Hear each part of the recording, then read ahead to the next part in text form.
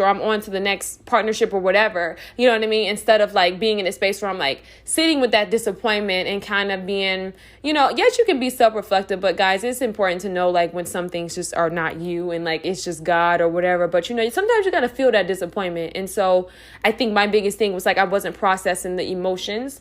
And so I just had to learn, like, once I process the emotions, then I can actually release it. And I'm not moving forward with all this baggage. But I had to learn, like, and I think this is important for everybody. Like, you have to be mindful of what you can control and what you cannot control. You can never control another person, but it doesn't mean that you shouldn't take a risk. That doesn't mean that you shouldn't take a chance. Let me tell you something. I've lived my entire life not trusting people. I've lived my entire life standing right there on that edge because I'm like, I know if this person go left, I'm not, you know what I mean? And then I had to assess that. And I was like, okay, if this person goes left, so what? Okay, and what? And then I was like, doggone it, I'm gonna be all right. You know what I mean? And I think when you get to that place within your heart, you can operate life a whole lot different. Like, don't get me wrong. Don't be out here neglecting your intuition and just, you know what I mean? Things like that. But you get a different level of peace when you deal with people because you're always going to be dealing with people, especially if you're an entrepreneur, certainly if you're an artist, right? People want to know about your work. I've always had people come up to me in admiration of my work and the things that I'm about. And I love that and I respect that. But at the same time, the point that I'm making is anytime you're on a platform, anytime you're in a space where there's light, people are attracted to you, and so it's like if you don't know how to like move, then it makes a difference. Now, of course, this is also getting out of the survival mode, right? And so how I was able to do that was definitely my own healing, you know what I mean? And like me looking out and outsourcing resources that I was like never okay with, that I never thought I would do, you know what I mean? Like, and I'm not saying in a bad way, I'm saying like, I didn't think that I would ever ask for help, you know what I mean? But asking for help and prayer, you know what I mean? Like definitely just always reaffirming my relationship with God and just making sure that I make time for God, you know what I mean? Because I know that at the end of the day, if everything hits the fan, God's right here, right? And I think another thing too is like you have to understand, like when you look back at your life, everything that you've been through at this point, God has brought you through, so you are going to be okay. You know what I mean? And so I think that's another thing. But like I said, it's never about being willy-nilly, but I think living a life based on fear and when you're not trusting people is a very miserable life to live, and I thought about all of the characteristics of people who are successful that I would love to meet and try to mirror some of their ways. And they trust people, to an extent. I didn't say you have to trust them with your your life insurance policy or your social security number. I'm just saying there comes a point in your life where you have to learn to trust people. You have to learn to trust yourself when you say, you know what, I don't think this is right. Or, I actually think I need to lean into this, right? Like you got to trust yourself. Trust yourself when you like, you know what? The truth is that I am at a cap and I am stuck right here and I'm not growing. And the world's not bad. Every guy, every girl that you meet is not bad. The problem is you. You know what I mean? And like I said, don't get me wrong. All right. There are definitely some people in life who, just ain't right. That just ain't right. But at the same time, I just think, it depends on how bad you want it. It depends on how bad you want to be successful in any aspect of your life. It depends on if you want what you say you want. People be like, oh, I want love. Do you really? You know what I mean? Like, it's just at the end of the day, it's like, it depends on what you want, and I think that that's definitely where we draw the line. But nonetheless, don't ever get into a space where you're blaming people, because then you're already victimized, and I don't think people realize that, like, that is the epitome of the victim mentality. And I talked about that on YouTube, like, just the victim mentality and how people are so passive. You know what I mean? I think a lot of people sit in that space where it's like the passivity and it's like, oh, I'm going to let this person do this or let this person do that. And then when they do it, I'm going to be like, you know what? You know what I mean? I knew this person was wrong, right? Or I knew, you know what I mean? And it's like, it puts you in the victim mentality because now you're blaming everybody else. Like, and these are people who are not held accountable for whatever you're feeling. One, they didn't know because you're like mad passive and you didn't tell them like, oh, I didn't, you know what I mean? Like, and so I just think overall, when you blame people, it's a losing game. It's a losing game because people are going to be people and you can't change them. But one of the things I can definitely say is like, if you don't learn to forgive people and you don't learn to trust people and move on with your life and, figure out what works for you and just like really develop your relationship with God so you can kind of move into different rooms with like discernment and things like that, you're not going to live. You're going to live a very limited, because you're not going to take any risk. You're not going to take any opportunities, I definitely think with every risk comes a beautiful lesson. I don't think there's anything I've ever lost in my life or, took a chance on in my life thus far that has left me with a very crappy outcome. Like, it's never happened. Like, God is so good. And so sometimes I think it's just important to reflect back on your life when you did give up certain things or when you did take certain risks and God was there for you the whole nine. And, reprogramming your mind to see things differently moving forward. You can't change the past, but you can certainly make sure that you have a darn good future. So I definitely feel like at the end of the day, you got to change. You got to change. And it's so worth it. I love seeing the progression in myself. I really feel as though I like who I'm becoming and the woman that I'm becoming, because I always knew I could be her.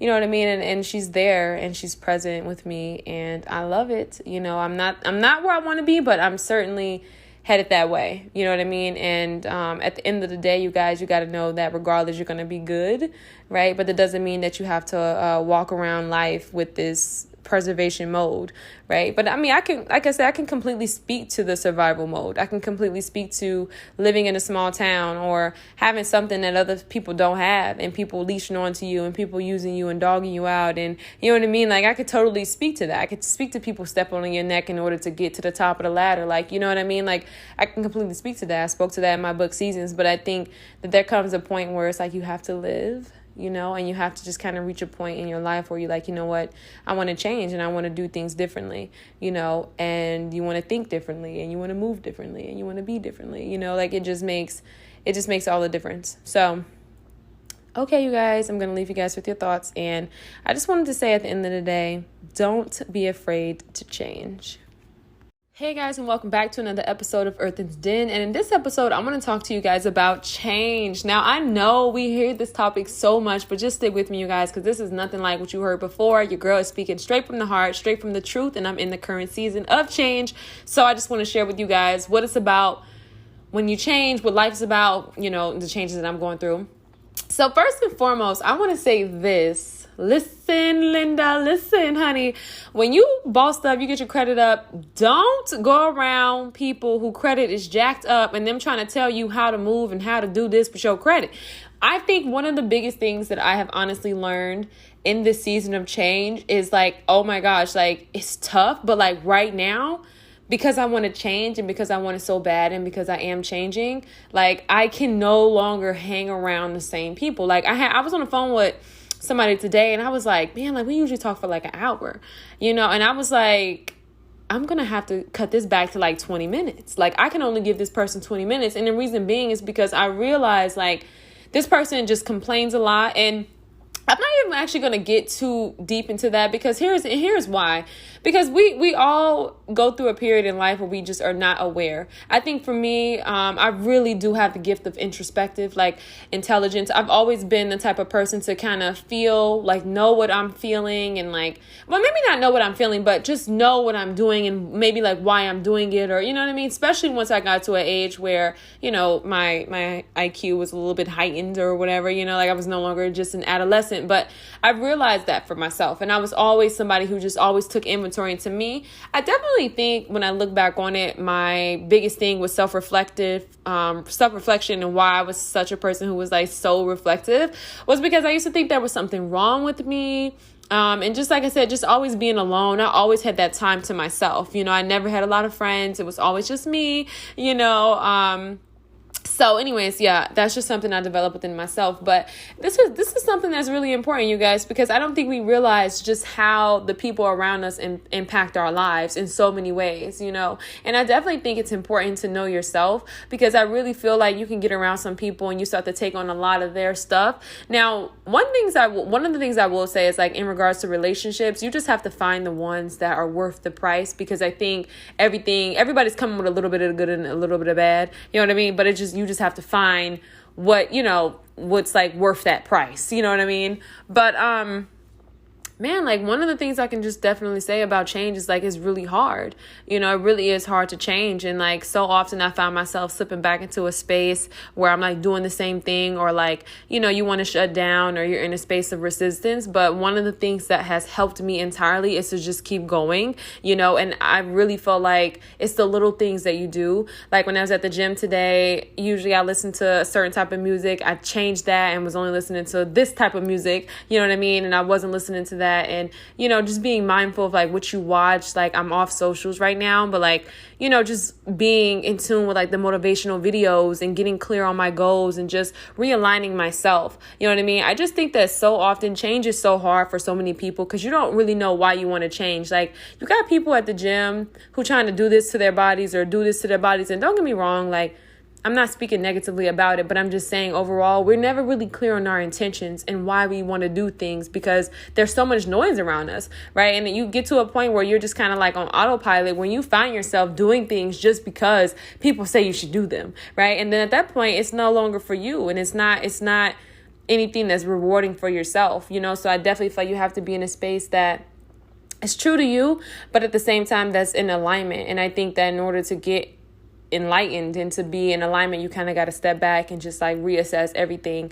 I think another thing for me, the reason why I wanted to change, and this is like in every aspect of my life, was because there actually was one particular aspect in my life, which honestly I think that this manifested in every aspect of my life, but in aspects of my life I wasn't getting the results that I wanted. And I have never been the type of person to just talk, honey. If I say I'm going to do it, you better believe I'm going to do it. I definitely pride myself on being somebody who is dependable and reliable.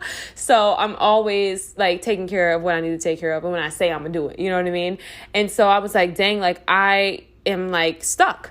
Like it was to the point where it was like, okay, I feel like I've gone as far as I can go right here, right? And I've never been the type of person to look at my circumstances. Like I don't look at my circumstances. I've never been the type of person to focus on my weaknesses. Like I'm always very attuned with my strengths in any area, you know, and I'm not afraid to admit when I'm not so strong in another area. But that's just definitely one thing about myself. And I realized like, man, I'm not getting the results that I want. And I started to watch myself. I'm like, man, I'm doing the same thing that I always freaking do, you know? And I just got to a point where I was like, I don't want this for my life, because I knew in that moment, okay, I feel like I have stretched as far as I can stretch with this level of information, with this mindset, with how I'm moving, with just the whole nine, you know what I mean? And I think that for so many people, you really want to be in denial and you actually want to blame other people for why you get in there. Oh, this person is just that way. That's why I'm not getting that.